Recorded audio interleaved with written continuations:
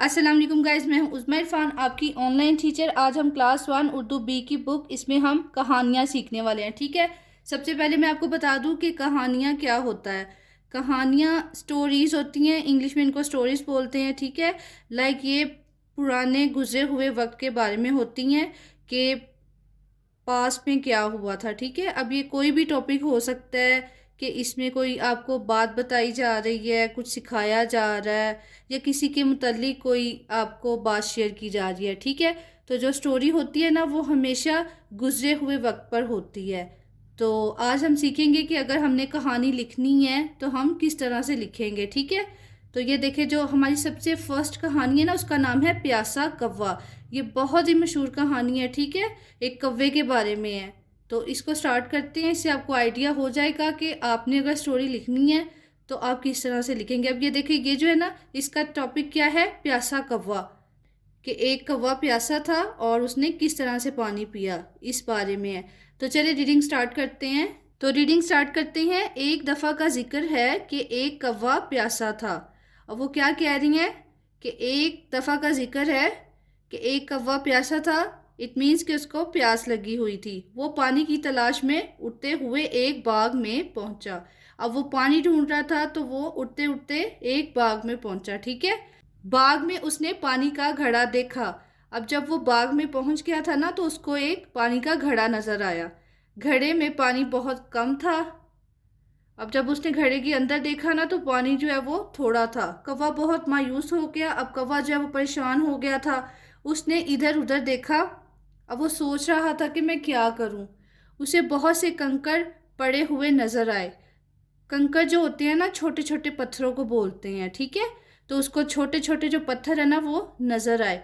कव्वे को एक तरकीब सूझी। तरकीब मीन्स के आइडिया आया उसको। उसने कंकड़ उठाकर घड़े में डालना शुरू कर दिए।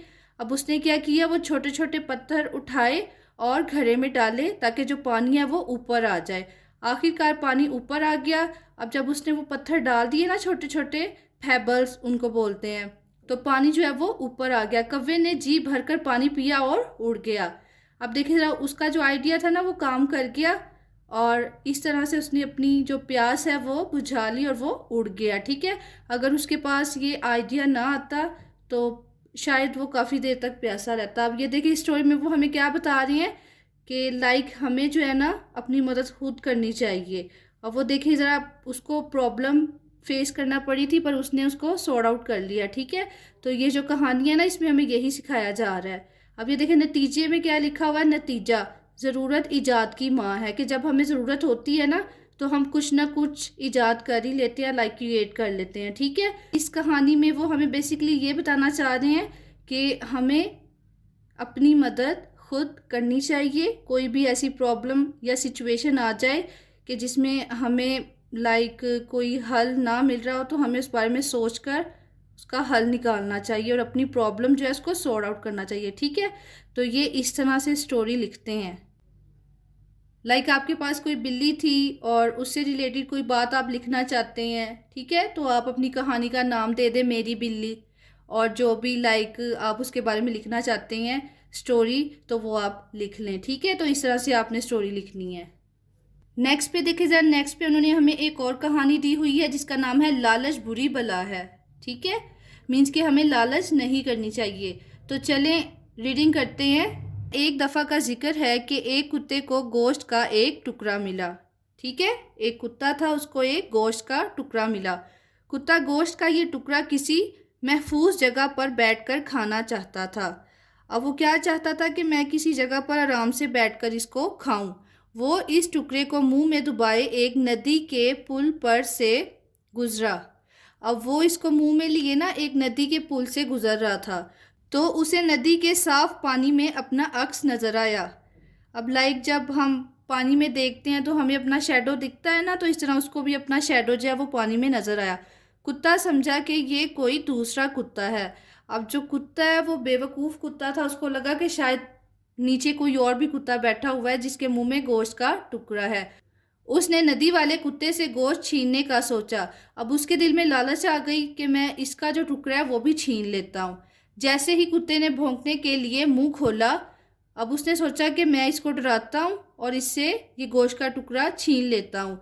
तो उसने भौंकने के लिए मुंह खोला, उसका अपना टुकड़ा भी पानी में गिर गया। अब क्या हुआ, जैसे ही उसने मुंह खोला ना, तो उसके मुंह में जो टुकड़ा था ना वो नीचे गिर गया पानी में। ठीक है, तो पहली बात कि ये जो कुत्ता है ये बेवकूफ़ था, उसको पता नहीं था कि मैं अपना ही अक्स देख रहा हूँ।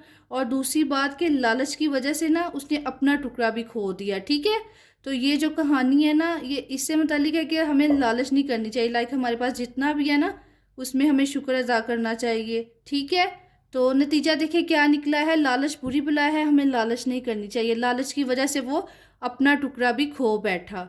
ठीक है, तो इस तरह से ये स्टोरी आपने लिखनी है।